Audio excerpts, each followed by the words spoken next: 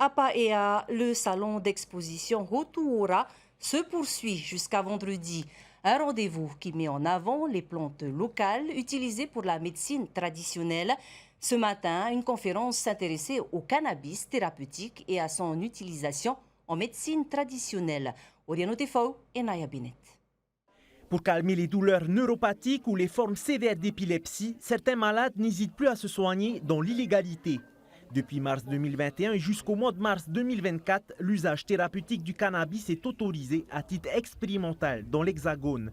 Aujourd'hui, la médecine traditionnelle et la médecine moderne convergent en faveur de la recherche sur les vertus de cette plante. Enfin, on parle du cannabis autrement qu'on a l'habitude d'en parler, c'est-à-dire de ses bienfaits réels.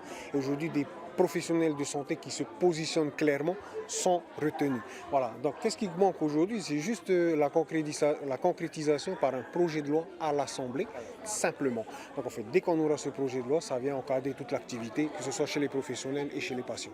Dans la médecine ancestrale locale, le cannabis était utilisé, puis son usage a été prohibé, empêchant toute recherche et information sur les traitements avec cette plante. À l'occasion du bilan des 100 jours de son gouvernement, Moitai Broderson a franchi un pas.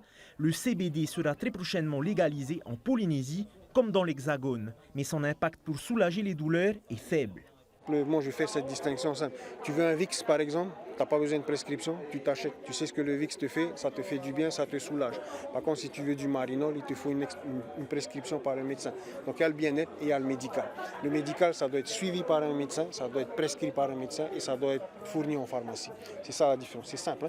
Donc, il faut juste bien comprendre aussi la différence entre le CBD et le cannabis, c'est la même chose. Tout ce qui fait la différence, c'est son taux de THC qu'elle a en elle, c'est tout. En novembre 2022, un projet de loi du pays de l'ancien gouvernement avait été adopté pour permettre l'usage thérapeutique du cannabis. Une usine à gaz, selon le président du pays, qui veut avancer concrètement sur ce sujet sensible.